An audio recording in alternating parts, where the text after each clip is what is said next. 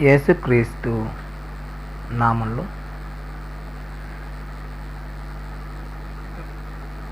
ఈ ప్రసంగాలని వింటున్న ప్రతి ఒక్కరికి కూడా మా హృదయపూర్వక వందనాలు తెలియజేస్తూ ఉన్నా. యేసుక్రీస్తు ప్రభువారు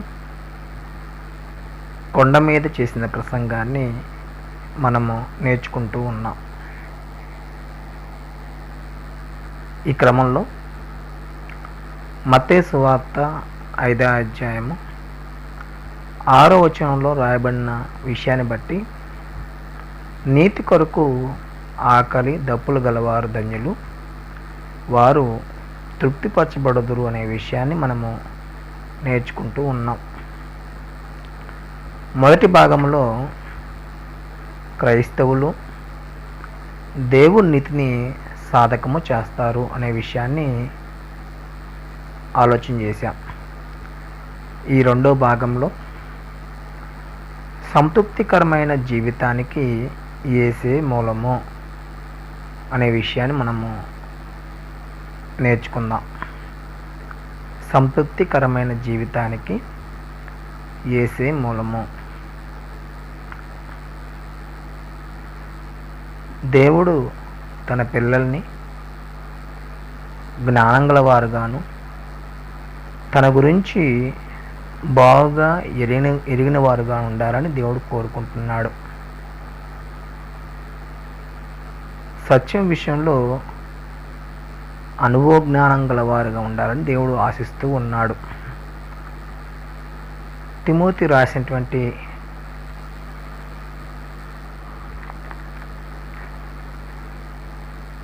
రెండవ పత్రిక అపోస్తలుడైన పౌలు తిమోతికి రాసినటువంటి మొదటి పత్రిక 2వ అధ్యాయము 4వ వచనాన్ని మనం చదువుదాం. ఆయన మనుషులందరూ రక్షణ పొంది సత్యమును గూర్చిన అనుభవ జ్ఞానం గలవారై ఉండవలని ఇచ్ఛించున్నాడు. దేవుడికి మన పట్ల ఒక కోరిక ఉంది. ఆయన దాని విషయంలో ఇచ్చ కలిగి ఉన్నాడనే విషయాన్ని గ్రంథకర్త తెలియజేస్తున్నాడు. మనుషులందరూ రక్షణ పొందాలి అనేది దేవుని యొక్క ఆశ. కానీ సాతానుడు దేవుని రాజ్యంలో వారు జీవించకుండా సాతాను రాజ్యంలో జీవించేట్లుగా వారిని పురుకొల్పుతున్నాడు. లోకంలో అనేక మంది వాని మార్గంలోనే జీవిస్తున్నారు. వాడు పాపాన్ని వారి జీవితంలో ఏలుబడిగా నడిపించేటువంటి వాడుగా ఉన్నాడు. వారి ఆత్మ గురించి, భవిష్యత్తులో దేవుడు వారికి అనుగ్రహించబోయేటువంటి మహిమ గురించి వారు ఆలోచించకుండా ఈ భౌతికమైనటువంటి దేహములో ఈ దృశ్యమైనటువంటి పదార్థముల చేత సంతోషాన్ని, ఆనందాన్ని చూచినట్లుగా వాడు నేర్పిస్తూ ఉన్నాడు. అటు ఆశల చేత వారి జీవితాలని కొనసాగింపు చేయటే వాని యొక్క గురై ఉంది. మనుషులు అది ఎరుగక వాని మార్గంలో జీవిస్తున్నారు. దేవుని రాజ్యంలో ఉన్న జీవితము ఆనందము, సంతోషము. దేవుడు అటు ఆనందాన్ని మనుషులకు ఇవ్వదలిచి ఉన్నాడు. మంచి తండ్రిగా, మన మేలు కోరు తండ్రిగా ఆయన మన ఆత్మలకి ఏది క్షేమకరమో అది అనుగ్రహించేటువంటి దేవుడుగా ఉన్నాడు. అందుచేత మనుషులందరూ రక్షణ పొందటం అనేది ఎంతో గొప్ప సంగతి, దేవుడు ఆశిస్తున్న సంగతి కూడా. అయితే అది జరగటం లేదు. ఆది నుండి సాతాను అబద్ధము చేత మనుషుల్ని మోసం చేస్తూ దేవుని రాజ్యం యొక్క గురిని వారు అర్థం చేసుకోకుండా నడిపించటే వారి యొక్క ప్రయత్నము, వారి యొక్క సాధన ఉంది. ఏదైనప్పటికీ విజయము దేవుడిదే. ఎందుకంటే రక్షణ పొందిన వారు దేవుని రాజ్యంలో జీవించే జీవితం గురించి ఆలోచిస్తారు. అటు ఆలోచనతో వారి జీవితాలను కొనసాగిస్తారు. సాతాను వారికి చేసేటువంటి ప్రతి విరుద్ధమైనటువంటి కార్యాన్ని వారు ఎదురిస్తారు, జయిస్తారు. దేవునితో వారు జీవించడానికి ఇష్టపడిన వారు కనుక అనుదినము దేవుని కుమారులుగా బతకడానికి ఇష్టపడతారు. దేవుడు ఏం కోరుకుంటున్నాడు అంటే మనుషులందరూ రక్షణ పొందాలి. అంత మాత్రమే కాదు, సత్యముల గురించి అనుభవ జ్ఞానం గల వారి ఉండాలని దేవుడు కోరుకుంటున్నాడు. దేవుడు తన గురించి ఏదైతే బయలుపరుస్తున్నాడో దాని విషయంలో వారు అనుభవం సాధించాలి. దేవుడు మానవుణ్ణి సృష్టించాడు. ఎలా సృష్టించాడు, ఎందుకు సృష్టించాడనే విషయంలో కూడా వారు అనుభవం సాధించాలి. అంత మాత్రమే కాదు, రాబోయేటువంటి నిత్యజీవం గురించి సత్యం విషయంలో కూడా వారు అట్టి సంపూర్ణమైన నిరీక్షణతో బతకాలని దేవుడు ఆశిస్తూ ఉన్నాడు. ఇదంతా కూడా దేవుడు కోరుకునేటువంటి ఒక ఉన్నతమైనటువంటి స్థితి. అయితే మనుషులందరూ కూడా రక్షణ పొంది సత్యముల గురించి అనుభవ జ్ఞానము కలిగి జీవించటము ఎంతో ఉన్నతమైంది, ఎంతో గొప్పది. సత్యము దేవుడు అనుగ్రహించేటువంటి మాటలో దాగి ఉంది. ప్రతి విషయాన్ని మనము ఆలోచించి అర్థం చేసుకుని జ్ఞానంతో వెతికినప్పుడు ప్రతిదీ కూడా మనకి తెలియబడుతుంది. అందుచేత యేసు ప్రభువారు ఈ లోకానికి వచ్చి ఆ సత్యము గురించి అనుభవ జ్ఞానం గలవారుగా జీవించేటట్లుగా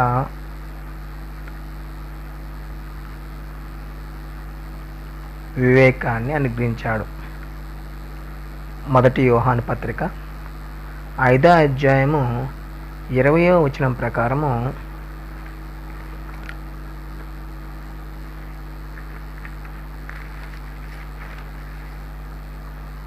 మనము సత్యవంతుడైన వారిని ఎరగవలనని దేవుడు కుమారుడు వచ్చి మనకు వివేకం అనుగ్రహించున్నాడని ఎరుగుదము. మానవులైనటువంటి మనము సత్యవంతుడైనటువంటి దేవుణ్ణి ఎరగలేదు.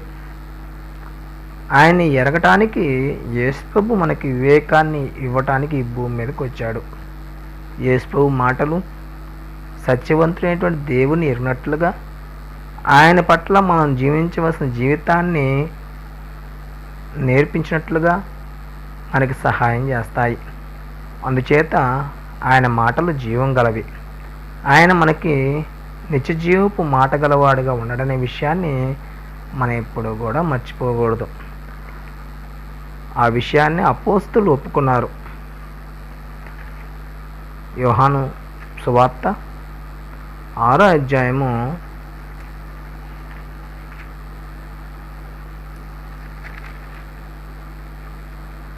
69వ వచనాన్ని మనం చదివినప్పుడు 68, 69 వచనాల్లో సీమోను పేతురు, ప్రభువా, ఎవరి యొద్దకు వెళుదము? నీవే నిత్య జీవపు మాటలు గల వాడవు, నీవే దేవుని పరిశుద్ధుడు అని మేము విశ్వసించి ఎరుగున్నామని ఆయనతో చెప్పెను. యేసు ప్రభు నిత్య జీవాన్ని మనకివ్వడానికి వచ్చాడు. ఆ నిత్య జీవపు మాటగా యేసు ప్రభు ఉన్నాడనే విషయాన్ని మనం ఎప్పుడు కూడా మర్చిపోకూడదు. అపోస్తలులు అది వారు ఎరిగారు. యేసు ప్రభు అపోస్తలులతో ఉన్నాడు, పనుకున్నాడు, తిన్నాడు, త్రాగాడు, వారితోనే సువార్త పని జరిగించాడు. అట్టి అనుభవం వారికి ఉంది. ఆయన మాటలు జీవం గలవని, అవి నిత్య జీవానికి మార్గమేనని అపోస్తలులు గ్రహించారు. ఇది ఉన్నతమైంది, అత్యున్నతమైంది. ఎందుకంటే దేవుడి రాజ్యములో మన జీవితము గొప్పది. అందుచేత మనం ఆలోచించేటువంటి పాఠాన్ని బట్టి మనం నేర్చుకుంటున్న విషయాలు ఆధారపడి ఉన్నాయి. సంతృప్తికరమైన జీవితానికి యేసే మూలము అనే విషయాన్ని మనం పరిశీలిస్తూ ఉన్నాం. భూమి మీద సంతృప్తికరమైనటువంటి జీవితాన్ని మనం జీవించాలంటే యేసు ప్రభు యొక్క నిత్య జీవ మాటలను మనము లోబడాలి, అంగీకరించాలి. ఆయన మన జీవితానికి ఏది ఉత్తమమో, ఏది గొప్పదై ఉందో నేర్పించేటువంటి గొప్ప వ్యక్తి, పరలోకం నుండి భూమి మీదకి వచ్చేటువంటి వ్యక్తి. ఆయన మన కోసము సమస్తాన్ని వదిలిపెట్టి ఈ భూమి మీదకి వచ్చాడు.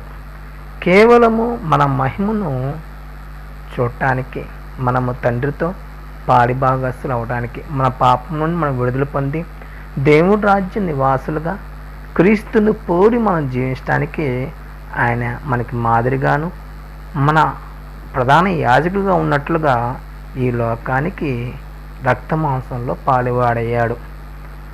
అందుచేత జీవితము ఎంతో ఉన్నతమైంది. దేవుడు మనలో సహజ కోరికలు ఉంచాడు. ఈ సహజ కోరికలను సంతృప్తిపరచుకునేటువంటి క్రమంలోనే మానవుని యొక్క జీవితం కొనసాగుతుంది. ప్రతి వ్యక్తి కూడా ఏ సమయమందైనా, ఏ పరిస్థితులైనా ఈ సహజ కోరికలను సంతృప్తిపరచుకోవడానికే ప్రయత్నం చేస్తాడు. ఆకలి, దప్పిక మొదటిది. రెండవది లైంగిక వాంఛ. మూడవది సహవాసము. నాలుగవది సాధన. 5 భద్రత.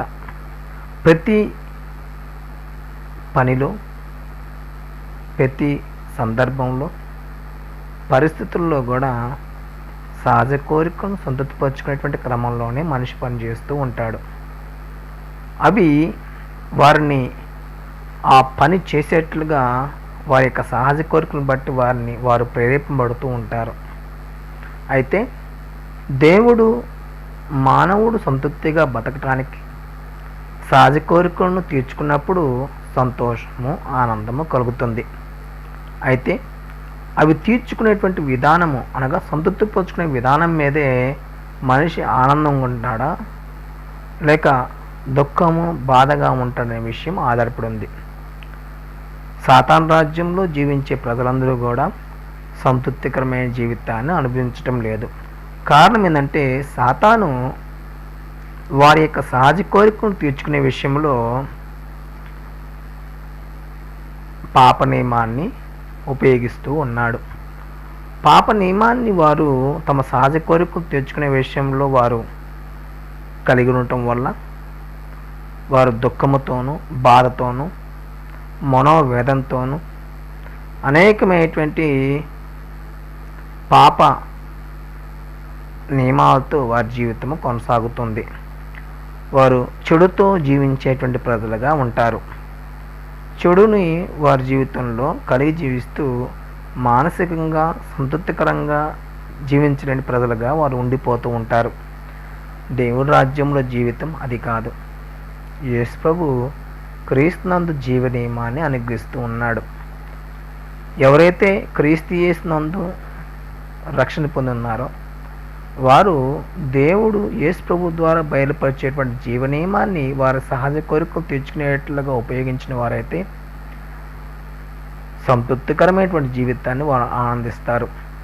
దేవుడు యేసు ప్రభు ద్వారా బయలుపరిచిన ప్రతి మాట మన ఆత్మకు, మన దేహానికి ఆనందాన్ని, ఆశీర్వాదాన్ని ఇచ్చేదై ఉందనే విషయాన్ని మనం మర్చిపోకూడదు.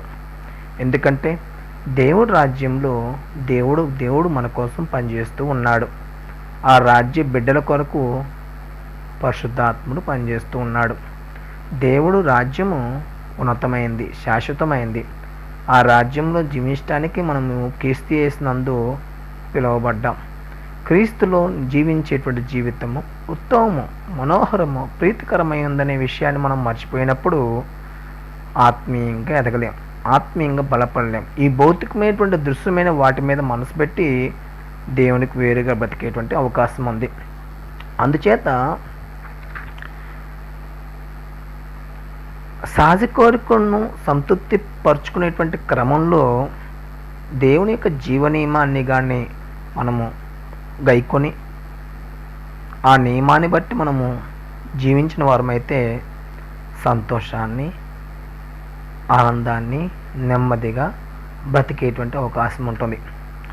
పౌలు అంటాడు తిమోతికి రాస్తూ, తిమోతి రాసినటువంటి మొదటి పత్రిక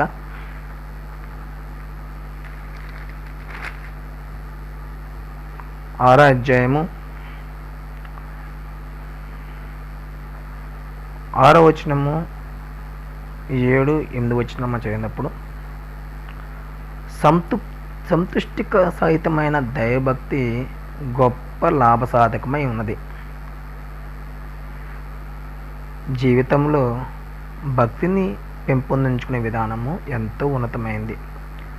దేవుడి పట్ల మనకు ఉండవలసిన భక్తి మన ఆత్మకు ఎంతో మేలు చేకూరుస్తుంది. అందుచేత ఒక క్రైస్తవుడు సంతుష్టి సహితమైనటువంటి భక్తిని ఈ భూమి మీద ఉండగా దేవుని యందు కలిగి ఉండవలసినటువంటి స్థితి అయి ఉంది. ఆ స్థితిని వారు కలిగి ఉన్నప్పుడు గొప్ప లాభాన్ని భూమి మీద అనుభవిస్తారు. ఆత్మ సంబంధంగా వారి యొక్క ఆత్మ ఎదుగుచు దేవుడు వారికి ఇచ్చినటువంటి ప్రతి ఉన్నతమైన ప్రతి ఆత్మ సంబంధ ప్రతి ఆశీర్వాదాన్ని అనుభవిస్తూ నెమ్మదిగా, సుఖముగా, ఆనందంగా బతికేటువంటి జీవితాన్ని దేవుడు వారికి ఇస్తాడు. అందుకే కదా మనం క్రీస్తునందు పిలువబడింది. నెమ్మదిగా, శాంతిగా బతకటానికే క్రీస్తునందు మన జీవితాన్ని మనం కొనసాగిస్తూ ఉన్నాం. అందుకే పౌలు అంటాడు, సహజ కోరికల విషయంలో పౌలు తెలియజేస్తున్న సమాచారం ఏంటంటే, మనం ఈ లోకంలోనికి ఏమీ తేలేదు, దీనిలోండి ఏమీ తీసుకుపోలేము. జీవిత సత్యం. మనం ఈ లోకంలోనికి ఏమీ తేలేదు, ఏమీ తీసుకుపోలేము అనే విషయము మన మనసులో ఉన్నప్పుడు వేటి మీద ఆశ పెంచుకో, వేటిని ఆశించము. దురాశని మన దగ్గరికి కూడా రానియము. కారణం ఏంటంటే, ఆశించటం అనేది ప్రారంభించినప్పుడు దురాశ బలపడుతుంది, ఆశించినప్పుడు దురాశ బలహీనపడుతుంది. అది నిద్రావస్థలో ఉండే పరిస్థితిలో ఉండిపోతుంది. అందుచేత పౌలు అంటాడు, మనం ఈ లోకంలోనికి ఏమీ తేలేదు కదా. అవును, ఈ లోకంలోకి మనం ఏం తెచ్చామని ఆలోచిస్తే ఏమీ తేలేదు, సున్నా. ఈ లోకంలో వెళ్ళేటప్పుడు కూడా ఏమీ తీసుకుపోలేం. కానీ మన క్రియలు మన వెంట వచ్చుచున్నవి. అంతేగాని ఈ లోకంలో సంపాదించింది కానీ, కూడబెట్టింది కానీ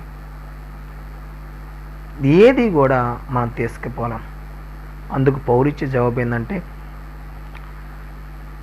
కాగా అన్నము, వస్త్రము గలవారమై ఉండి వాటితో తృప్తి పొందుదము అంటాడు పౌలు. సంతృప్తికరమైనటువంటి జీవితానికి ఏది అవసరమో పౌలు నిర్ధారించాడు. అన్నము, వస్త్రము. జీవితంలో ఈ రెండింటిని మనం కోరుకుంటున్నామా అంటే, వీటికి మించింది ఏదో ఉందని మనం ఆశిస్తూ ఉన్నామనేది ఖచ్చితము. ఎందుకంటే దురాశ మనలో ప్రబలుతుంది అంటే, దురాశ మనలో తాండవిస్తుందంటే, ఈ రెండిటికి మించింది మనము భూమి మీద ఆశిస్తున్నామని అర్థం. దేవుడి రాజ్యంలో జీవించే ప్రజలు ఆనందాన్ని, సంతోషంగా ఉండాలని దేవుడు కోరుకుంటున్నాడు. భౌతిక అవసరాలు తీర్చే పని దేవుడిది. అందుచేత సహజ కోరికలను సంతృప్తిపరచుకోవడానికి దేవుడు అనుగ్రహిస్తున్నటువంటి మార్గము ఏదైతే ఉందో దాన్ని మనం విశ్వసించిన వారమైతే, దాని పట్ల మనము ఇష్టాన్ని కలిగి ఉన్న వారమైతే మన జీవితంలో ఆనందాన్ని, సంతోషాన్ని కలిగి ఉంటాం. యేసు వీటన్నిటినీ మనకు బోధించాడు. భూమి మీద ఆయన అలాగే జీవించాడు. వేటిని ఆశించలేదు, వేటిని కోరుకోలేదు. తండ్రి చిత్తము చేటే ఆయన గురి, ఆయన యొక్క లక్ష్యంగా పెట్టుకున్నాడు. మన జీవితంలో కూడా అలాంటి ఉద్దేశంతో మనం బతకాలని, అలాంటి ఆలోచనతో మనం జీవించాలని దేవుడు ఆశిస్తూ ఉన్నాడు. ఇదంతా కూడా ఆత్మకు సంబంధించినటువంటి కథాంశము. ఆత్మ దేవుని యొక్క నీతిలోను, ఆయన యొక్క రాజ్య పరిపాలన కింద ఎదగటానికి కావలసిన ప్రతి పరిస్థితిని దేవుడు మనకు అనుగ్రహించటే ఆయన యొక్క సహాయమై ఉంది. ఇది కోరుకొని బతకటానికి మనం ఈ లోకంలో జీవిస్తున్నాం. దేవుడి నీతిని సాధకం చేసేటువంటి మనసును, హృదయాన్ని పెంపొందించుకునే శక్తి మనకు అవసరం. ఈ లోకంలో భౌతిక అవసరాల పట్ల మనకు ఉండేటువంటి తీవ్రతను యేసు ప్రభు వారు దేవుడి నీతితో పోల్చడం అనేది ఎంతో ఉన్నతమైంది. ఎందుకంటే మనం అర్థం చేసుకోవాలని, మనం దేవుడి నీతి పట్ల ఉండవలసినటువంటి తీవ్రతను గుర్తించడానికి ఆకలి దప్పులతో యేసు ప్రభు వారు పోల్చడం జరిగింది. అవును, భౌతికమైనటువంటి ఈ లోకములో మన దేహానికి అవసరమైంది ఆహారము, వస్త్రము. వీటిని సంపాదించుకోవటకు మనిషి ప్రయాసపడుతున్నాడు. వాటికి మించింది వాటిని సంపాదించుకుంటే ఈ మనిషి యొక్క ప్రయాసలో భాగమై ఉంది. అయితే దేవుడు అంటాడు, అన్నము వస్త్రముతో తృప్తి పొందు అంటాడు. ఇది సాధ్యమా అంటే సాధ్యము. జీవితంలో దేవుడు మనకు అన్నీ ఇస్తున్నాడు, వాటికంటే ఎక్కువగా ఇస్తున్నాడు. అన్నము వస్త్రము కంటే ఏదైనా మన జీవితంలో ఇంకా ఎన్నో కలిగి ఉన్నాం అనేది వాస్తవము. అయితే వాటితో తృప్తి పొందటము, వాటి యందు ఆనందించడం అనేది మనం సహజంగా నేర్చుకోవాల్సిన వరమై ఉన్నాం. దేవుడు ఇచ్చిన దాంతో సంతృప్తిగా ఉండటం అనేది ఎంతో ఆనందదాయకమైంది.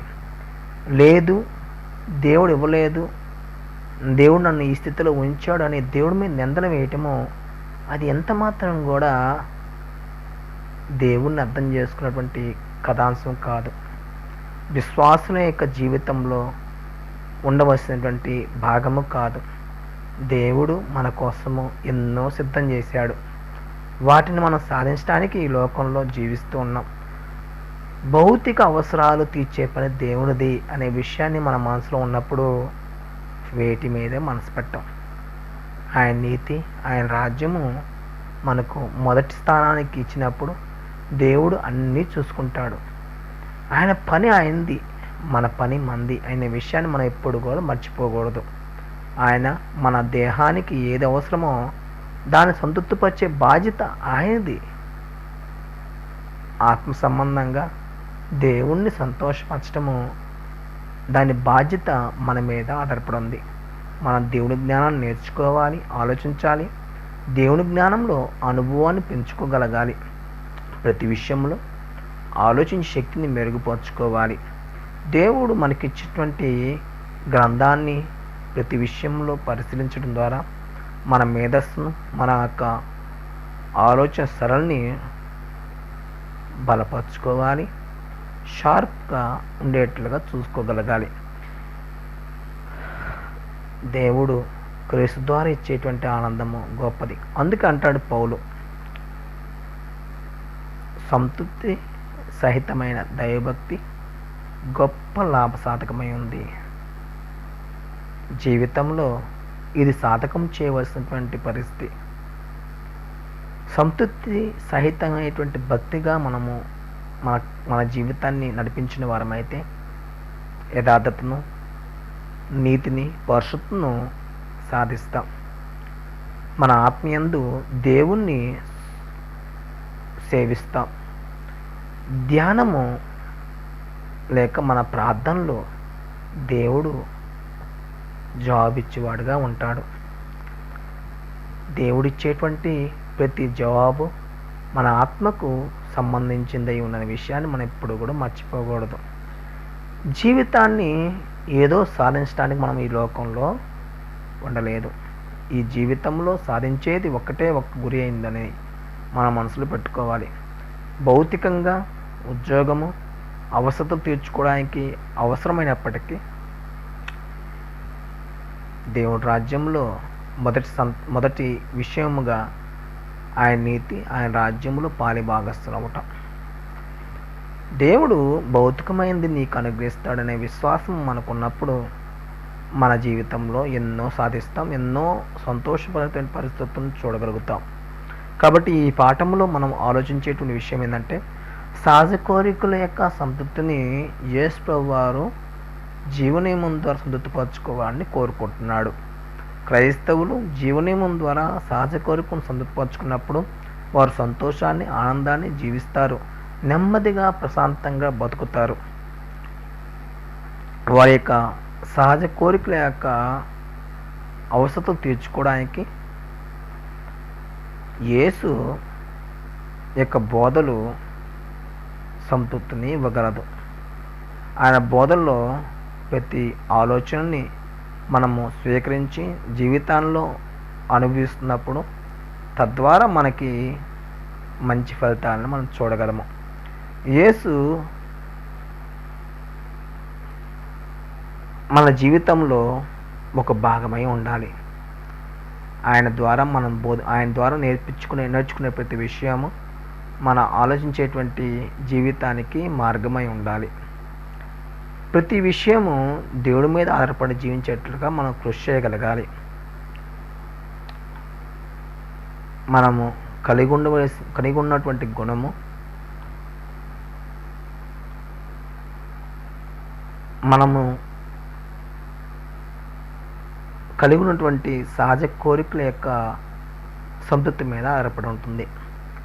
సహజ కోరికను సంతృప్తిపరుచుకునేటువంటి క్రమంలో పాప నియమాన్ని బట్టి కానీ మనము తీర్చుకున్నట్లయితే మనలో కోపము, ఆవేశము, దుఃఖము, బాధ, చింత, కాంతులతో బతికే పరిస్థితి ఉంటుంది. గుణము బలహీనపడద్ది, మన వ్యక్తిత్వం బలహీనపడద్ది. లోకంలో చాలామంది ఇలాంటి వ్యక్తిత్వంతో బతుకుతున్నారు.